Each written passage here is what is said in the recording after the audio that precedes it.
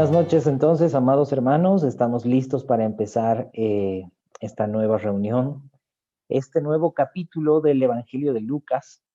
El día de hoy tenemos el capítulo 3, recordando, amados hermanos, que todas estas palabras han sido escritas por el historiador y médico Lucas para que nosotros podamos conocer más al Señor Jesús, para conocer el ministerio del Señor Jesús, para conocer el carácter del Señor Jesús. Amén. Bien, entonces empezamos con el verso 1. Dice, en el año 15 del imperio de Tiberio César, siendo gobernador de Judea Poncio Pilato y Herodes, tetrarca de Galilea, y su hermano Felipe era tetrarca de Iturrea y de la provincia de Traconite, y Lisanías era tetrarca de Abilinia. Entonces, hermanos, el evangelista Lucas eh, está poniendo ya un dato cronológico, ¿no? Para, por supuesto, saber en qué momento empieza todo esto. Y ahí estaba, era Poncio Pilatos, era gobernador de Judea. Poncio Pilatos era romano, ¿verdad? Y Herodes estaba puesto como el que estaba, el rey de los judíos en ese tiempo, ¿no? Era tetrarca. Pues en ese tiempo el imperio romano estaba gobernando el lugar. Entonces, dice el verso 2, siendo sumos sacerdotes Anás y Caifás, vino palabra de Dios a Juan, hijo de Zacarías, en el desierto. Bueno, aquí notamos que hay algo fuera de lo común después de haber estudiado, ¿verdad? El Antiguo Testamento, donde había un sumo sacerdote, ¿verdad? Que entraba a ofrecer los sacrificios de expiación. Pues aquí vemos en el verso 2 que habían dos sumos sacerdotes. ¿Cómo podía haber sido posible esto? Bueno, pareciera que esto es una evidencia de que las cosas no estaban precisamente muy bien en este ámbito, ¿no? De obedecer la palabra del Señor, de obedecer la ley de Moisés. Y bien, entonces, en ese tiempo, cuando Anás y Caifás eran sumos sacerdotes, los dos, vino palabra de Dios a Juan, hijo de Zacarías, en el desierto. Y él fue por toda la región contigua al Jordán, predicando el bautismo del arrepentimiento para perdón de pecados. Como está escrito en el libro de las palabras del profeta Isaías, que dice, voz que clama en el desierto, preparad el camino del Señor, enderezad sus sendas. Entonces por ahí estaba Juan el Bautista, por toda esa región contigua al Jordán, y predicaba el bautismo del arrepentimiento. Amados hermanos, es muy importante que entendamos cuál es el significado de la palabra bautismo. Bautismo significa sumergidos, ¿sí? Sumergido. Entonces, está predicando ¿qué? Juan el Bautista está predicando una palabra para ser sumergidos en el arrepentimiento. Sumergidos en esa actitud de arrepentimiento. Arrepentimiento, por supuesto, como ya lo hemos mencionado antes, viene del griego metanoia, que significa cambiar la dirección de nuestra mente, cambiar la dirección de nuestra forma de ver las cosas, ¿no? De nuestra forma de pensar. Entonces, esto por supuesto tiene muchas implicancias, amados hermanos, pues antes de nosotros conocer al Señor Jesús, vivíamos para nosotros, vivíamos buscando las cosas, ¿verdad? De este mundo, pero ahora el Señor nos manda que cambiemos la dirección de nuestros pensamientos, pongamos nuestros pensamientos en el reino de los cielos. Amén. Y esto precisamente es lo que empieza a predicar Juan el Bautista, ¿sí? Arrepentimiento, cambio de dirección, dejar esa vida de pecado. Eso es muy importante. El arrepentimiento implica dejar la vida de pecado. Y como lo hemos mencionado anteriormente, ¿no? Si es que alguien dice, no importa, sí, sigues pecando, sí es normal que sigas pecando. Amados hermanos, esa palabra no es de Dios, esa palabra es engaño de Satanás. Porque, amados hermanos, eh, el arrepentimiento implica dejar la vida del pecado, ¿sí? Cuando una persona se arrepiente, realmente no lo vuelve a hacer. Se da cuenta de la consecuencia, ¿sí? Puede ver la consecuencia tremenda del pecado y dice, no, no, no, no lo vuelvo a hacer, ¿sí? No. Y también se da cuenta que es merecedor de castigo, ¿sí? Recuerdan como el ladrón que estaba crucificado al lado del Señor Jesús, el que se arrepintió y él decía, está bien que yo esté sufriendo en esta cruz porque estoy pagando lo que mis actos hicieron. Está bien, me lo merezco. Yo soy un pecador, ¿verdad? Eso es arrepentimiento. En cambio, el otro ladrón decía, no, si él es el Mesías, ¿por qué no nos salva a los tres, a los dos, ¿no? Bueno, entonces, importantísimo, amados hermanos, que nuestro corazón esté en ese arrepentimiento. ¿Amén? Como está escrito en el libro de las palabras del profeta Isaías, dice, y está hablando por supuesto del capítulo 40, ¿no? Vos que claman el desierto, preparad el camino del Señor, enderezad sus sendas. Todo valle se rellenará y se bajará todo monte y collado. Los caminos torcidos serán enderezados y los caminos ásperos allanados, y verá toda carne la salvación de Dios. Amados hermanos, este Juan el Bautista es justamente este profeta que viene a preparar el camino para que el corazón de los hombres esté bien dispuesto para entregarse al Señor Jesús. Juan el Bautista está diciendo, enderecen sus sendas, como Elías, ¿recuerdan? Ya no están entre que Baal y el Señor, Baal y el Señor. Ya de una vez decidan a quién van a servir. Si Baal, el príncipe de este mundo, para ustedes es Dios, entréguense a él. No anden entre dos pensamientos.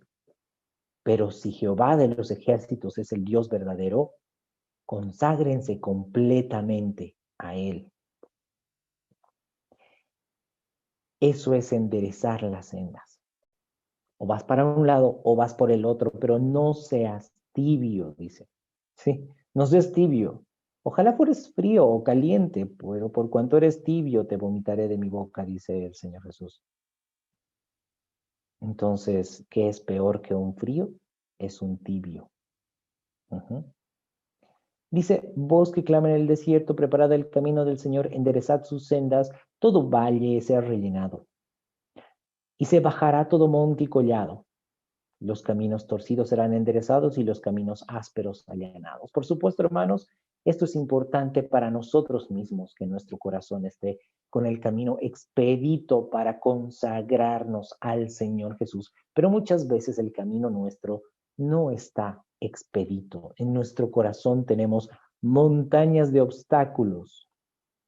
Ay, sí, es que yo quisiera consagrarme al Señor, pero es que tengo estos afanes, tengo estas preocupaciones, tengo estos proyectos, quiero hacer esto, quiero hacer lo otro, entonces no tengo tiempo.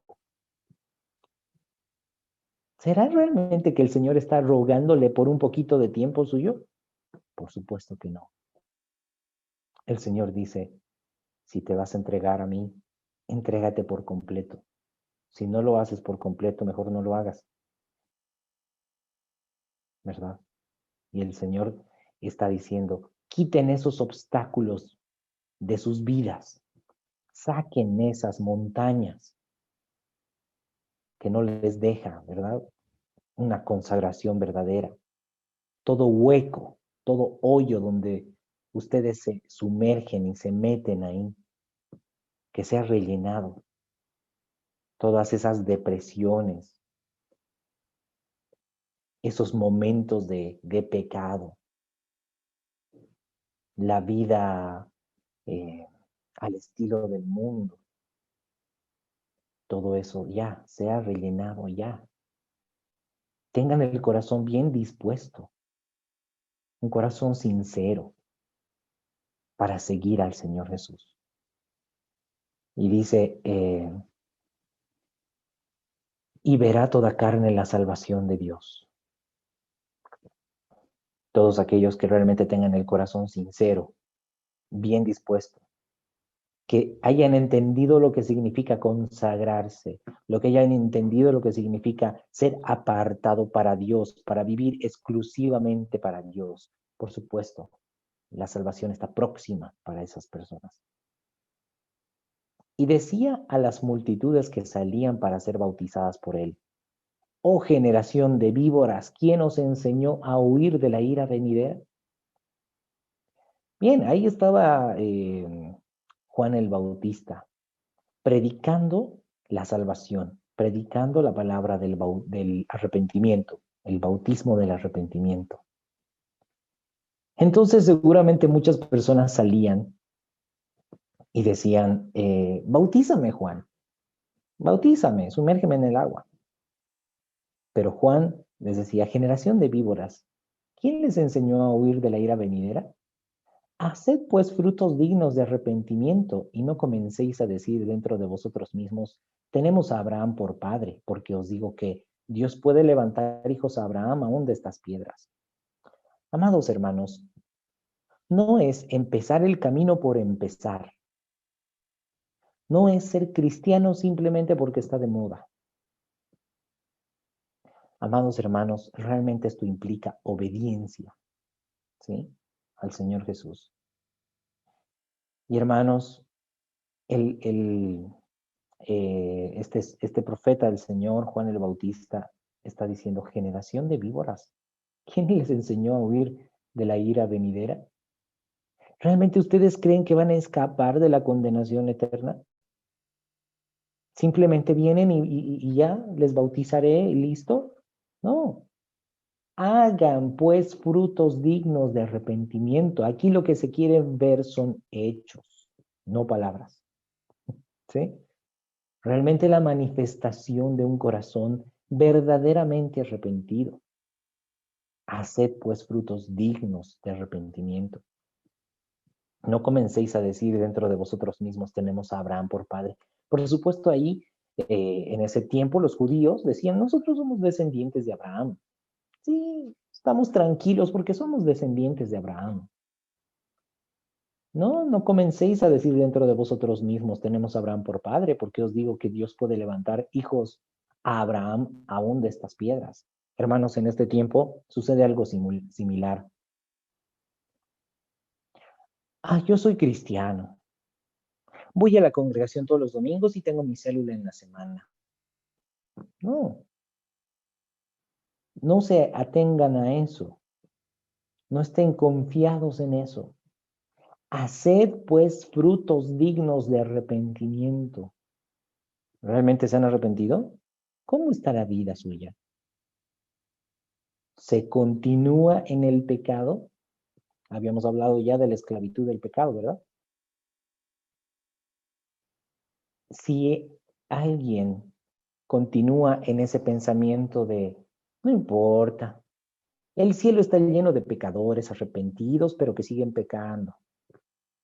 No. El cielo está lleno de pecadores arrepentidos que dejaron de pecar. Sí, que dejaron de pecar, no que continuaron practicando el pecado. Mucho ojo con eso y es algo que debemos considerar. Y por supuesto, amados hermanos,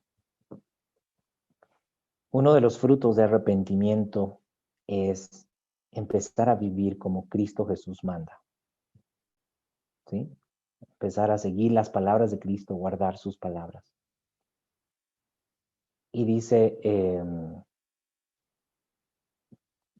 Juan el Bautista continúa predicando y dice, ya también el hacha está puesta a la raíz de los árboles. Por tanto, todo árbol que no da buen fruto se corta y se echa en el fuego. Amados hermanos, ¿qué fruto está esperando el Señor? ¿Qué fruto quiere el Señor de nosotros? Él ha venido a recoger frutos. Vamos a leer qué nos dice el Evangelio de Juan en el capítulo 4.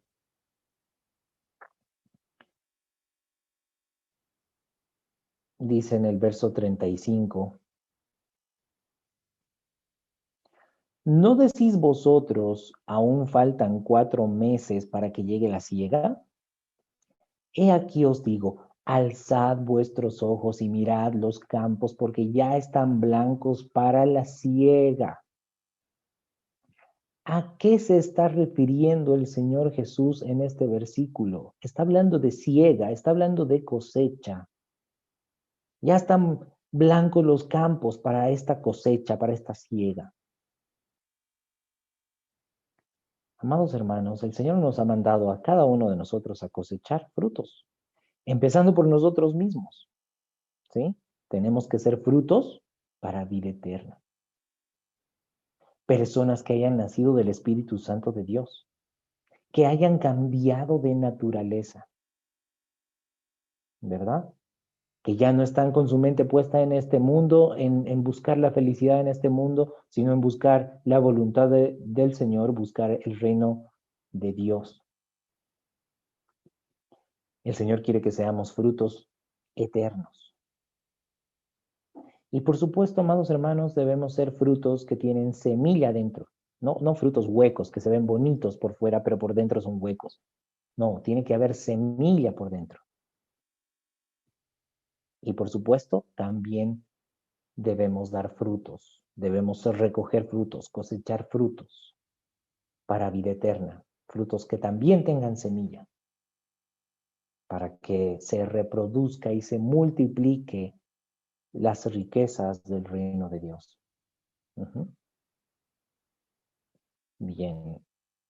Entonces, volviendo a Lucas capítulo 3, nos dice Juan el Bautista: ya también el hacha está puesta a la raíz de los árboles, por tanto, todo árbol que no da buen fruto se corta y el hacha y se echa el árbol en el fuego. Hermanos, nosotros somos considerados como árboles, como plantas, como ramas que debemos dar frutos, pero no frutos terrenales, sino frutos eternos. Porque no puede un árbol terrenal dar frutos eternos, ni puede un árbol que está plantado en los cielos dar frutos terrenales. Porque cuando nosotros revisamos cuál es el fruto de nuestro trabajo, de nuestra labor diaria, ¿cuál es el fruto? ¿Son frutos terrenales o son frutos eternos, frutos celestiales? Entonces, todo árbol que no da buen fruto, un fruto que permanezca para siempre, ese árbol será cortado, será echado en el fuego. El Señor Jesús nos dice en Juan capítulo 15, ¿cómo podemos dar fruto? Dice, ustedes deben permanecer en mí, porque aquel que no permanece en mí se seca, no da fruto, se seca y se cae. Y lo recogen para encender el fuego. ¿Sí?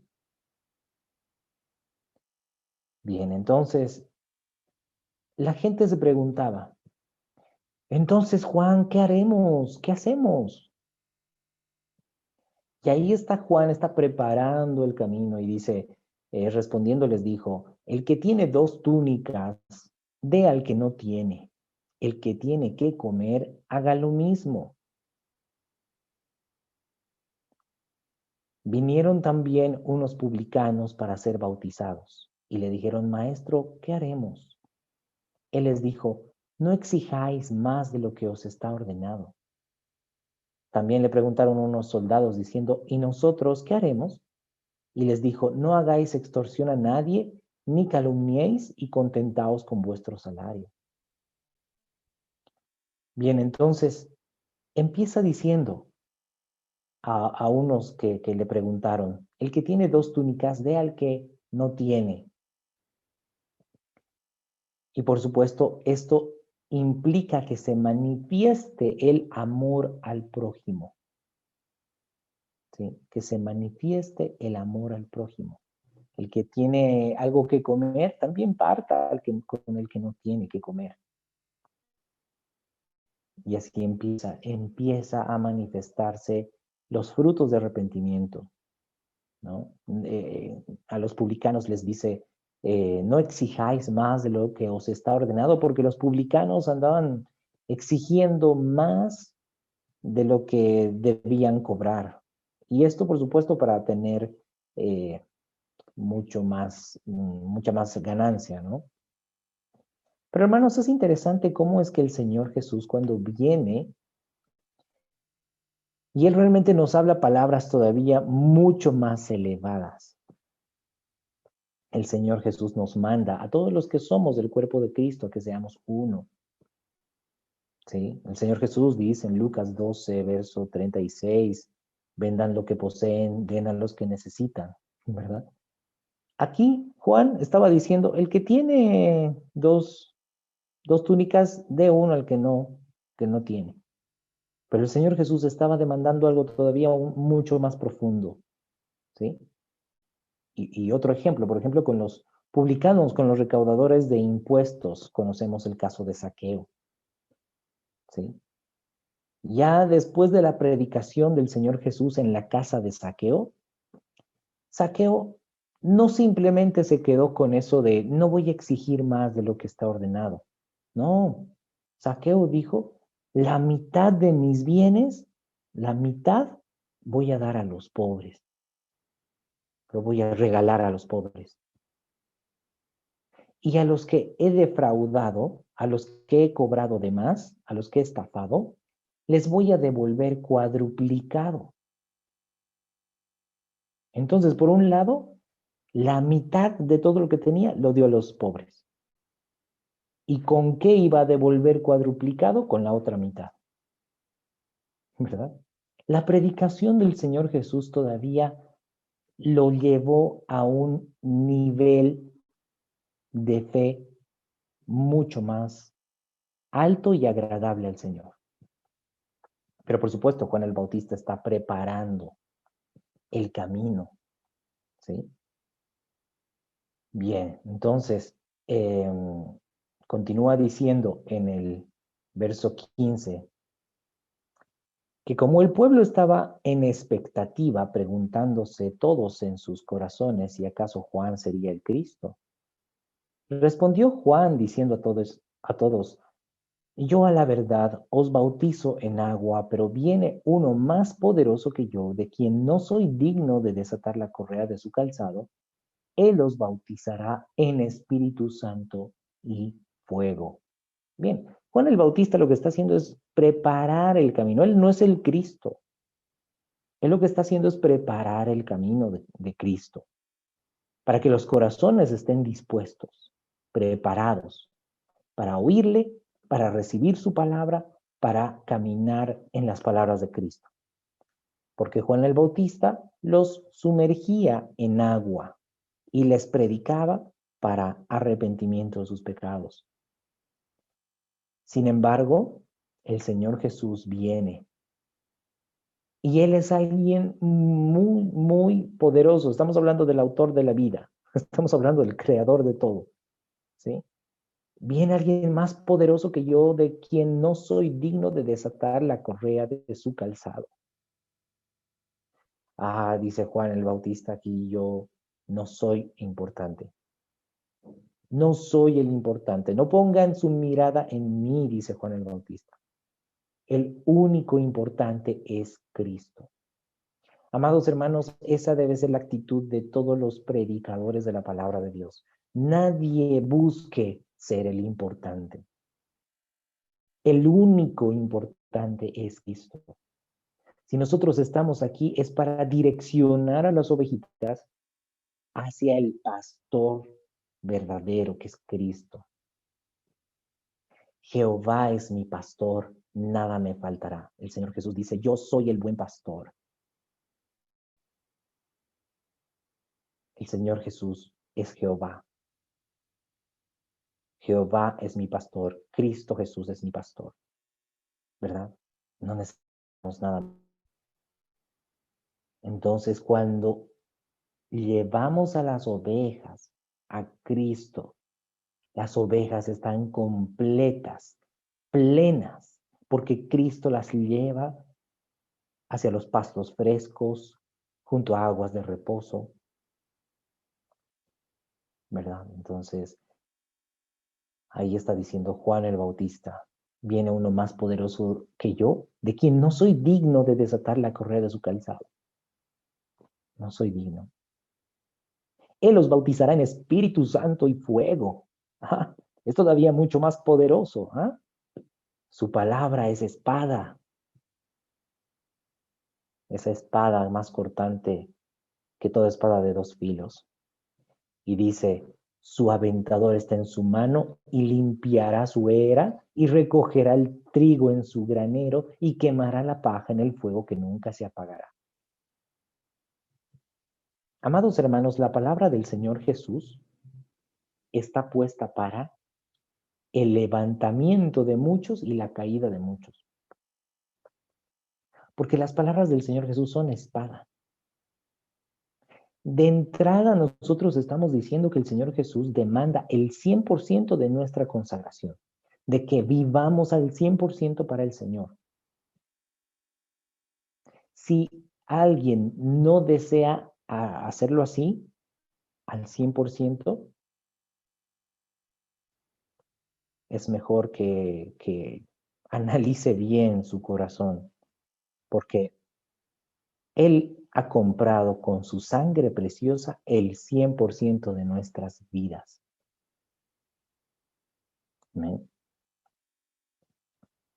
Entonces dice, Él va a separar el trigo de la paja. El trigo es aquel fruto bueno, el fruto que sirve, ese trigo que se muele para hacer harina y es amasado con aceite y se lo pone al fuego para que se cueza y sea un pan que alimente. Bien, ese es el trigo. Pero lo que no es trigo no sirve, es paja seca. Eso sirve para hacer una fogata. Aquellos que no quieren ser molidos, aquellos que no reciben la palabra de Cristo, que no tienen aceite, ¿verdad? Entonces dice, con estas y otras muchas exhortaciones anunciaba las buenas nuevas al pueblo. Juan el Bautista utiliza palabras bastante directas, radicales. Juan el Bautista nos está diciendo, el Señor ya está con el hacha en la mano. Va a cortar todo árbol que no da buen fruto.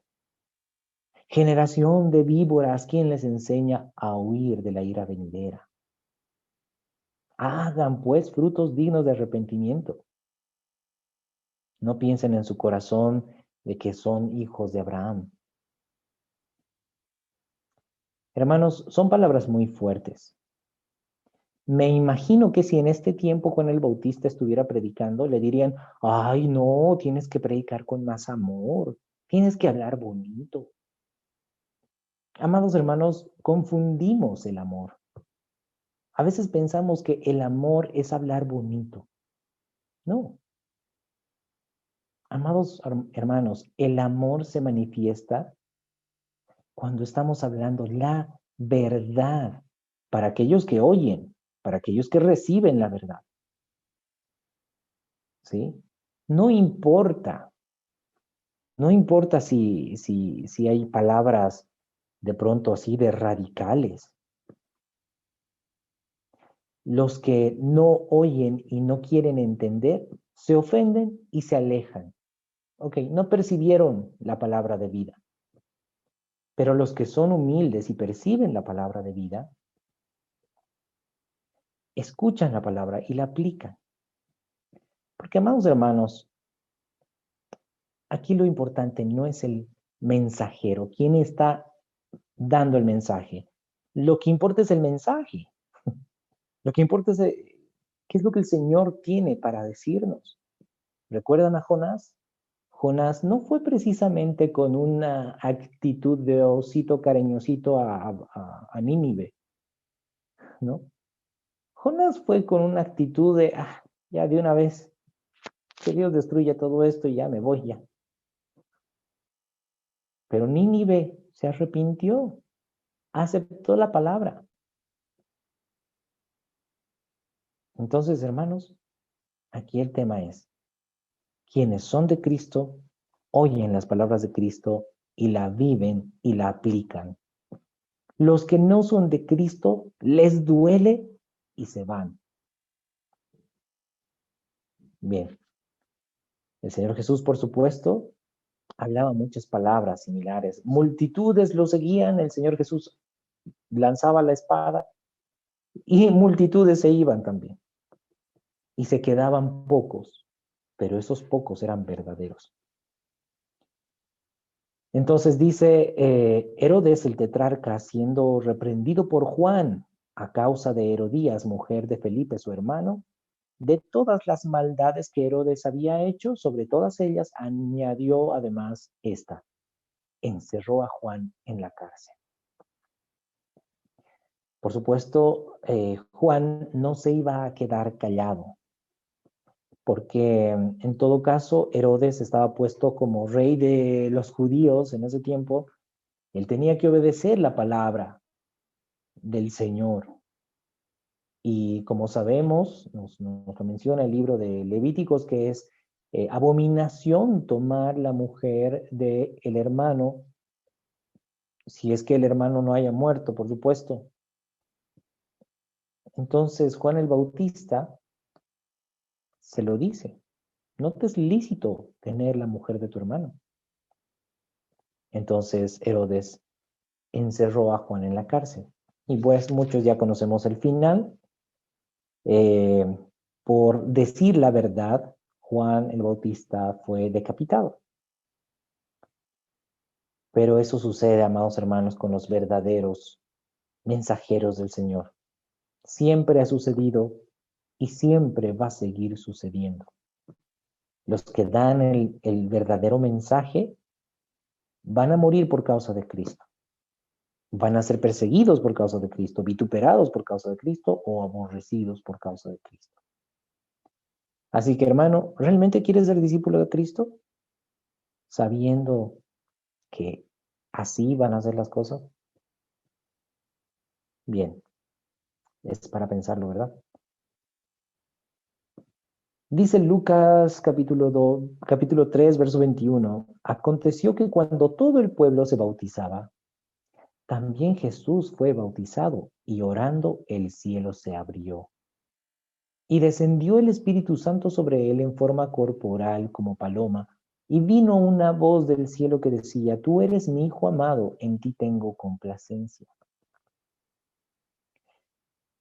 Como ya habíamos visto, amados hermanos, Juan era hijo de Zacarías y de Elizabeth. Ambos, Zacarías y Elizabeth, eran de la línea sacerdotal de Aarón.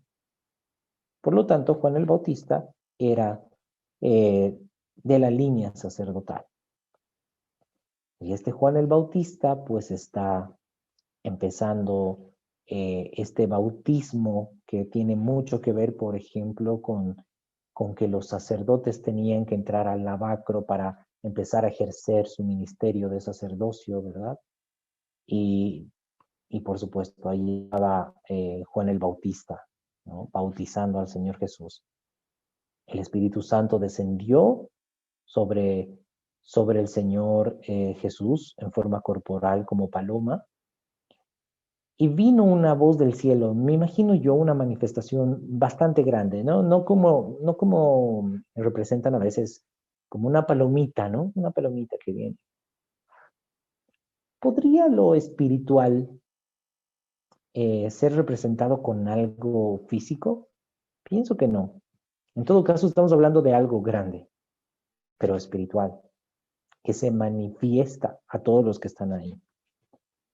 Entonces, ahí viene una voz del cielo que dice, tú eres mi hijo amado, en ti tengo complacencia. El Señor se agrada de el Señor Jesús. Por supuesto, por el corazón dispuesto a obedecer al Padre. Continuando con el verso 23, dice, Jesús mismo, al comenzar su ministerio, era como de 30 años. Hijo, según se creía, de José, hijo de Elí, hijo de Matat, hijo de Leví, hijo de Melqui, hijo de Jana, hijo de José, hijo de Matatías, hijo de Amós, hijo de Nahum, hijo de Esli, hijo de Nagai, hijo de Maat, hijo de Matatías, hijo de Semei, hijo de José, hijo de Judá, hijo de Joana, hijo de Reza, hijo de Zorobabel, hijo de Salatiel. Vamos a ver, por supuesto, vamos a estar viendo en tema de los libros proféticos en nuestras reuniones de las tardes, respecto a los profetas, respecto a Zorobabel, hijo de Salatiel, ¿verdad? Parte de toda esta genealogía y dice que también era hijo de Salatiel, hijo de Neri, hijo de Melqui, hijo de Adi, hijo de Cosam, hijo de Elmodam, hijo de hijo de Josué, hijo de Eliezer, hijo de Jorim, hijo de Matat, hijo de Leví, hijo de Simeón, hijo de Judá, hijo de José, hijo de Jonán, hijo de Eliakim, hijo de Melea, hijo de Mainán, hijo de Matata, hijo de Natán, hijo de David, hijo de Isaí, hijo de Obed, hijo de Boz, hijo de Salmón, hijo de Naasón, hijo de Aminadab, hijo de Aram, hijo de Esrom, hijo de Fares, hijo de Judá, hijo de Jacob, hijo de Isaac, hijo de Abraham, hijo de Taré, hijo de Nacor, hijo de Serug, hijo de Ragau, hijo de Pelec, hijo de Heber, hijo de Sala, hijo de Cainán, hijo de Arfaxad, hijo de Sem, hijo de Noé, hijo de Lamec, hijo de Matusalén, hijo de Enoc, hijo de Jared, hijo de Mahalalel, hijo de Cainán, hijo de Enos, hijo de Sed, hijo de Adán, hijo de Dios. Bueno, es una genealogía bastante completa que finaliza diciendo que es hijo de Dios, ¿verdad? Es muy interesante, amados hermanos, que tenemos dos evangelios, los cuales nos dan la genealogía del Señor Jesús, por un lado, considerando la línea de María, y por el otro lado, la línea de José. Y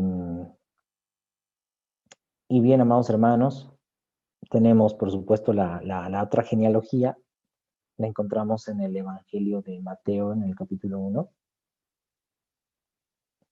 Empieza, ¿verdad? Empieza Mateo desde David, hijo de Abraham, Abraham engendró a Isaac, Isaac a Jacob, Jacob a Judá y a sus hermanos, y empieza, ¿verdad? Hacia arriba, ¿no? Y por supuesto, Mateo tiene su forma de relatar la genealogía y hace una división, ¿verdad? Según la cantidad de generaciones, ¿no? Y bueno, tengo yo un cuadrito para mostrarles una división, ¿no? En cuanto a la genealogía del Señor Jesús. Esta genealogía nos estaría hablando Lucas. Y de esta genealogía nos estaría hablando Mateo. Entonces, ahí tenemos que de parte de José, por la línea de José, también es hijo de Abraham, por la línea de María, también es hijo de David, perdón, por supuesto de Abraham también. Y esas vendrían a ser las genealogías entre el Evangelio de Lucas y el Evangelio de Mateo. De una u otra forma, amados hermanos, sabemos que pues el Señor Jesús, según la carne, era descendiente de David. Y con esto, pues, es una señal que los israelitas buscan, ¿verdad? Para estar seguros de que sea realmente el descendiente de David, el Mesías, ¿no? Bien, pero por supuesto, no hay ninguna duda. ¿Bien? Eh, como nos dice el libro de Apocalipsis, el Señor Jesús no es solamente, es decir, según la carne es el hijo de David, pero en el espíritu es la raíz de David, es el inicio de David, pues el Señor Jesús es antes de David. ¿Amén? Bien, amados hermanos, hasta aquí entonces el Evangelio de Lucas, el capítulo 3 del Evangelio de Lucas, y termina este capítulo 3 con la genealogía. ¿Amén?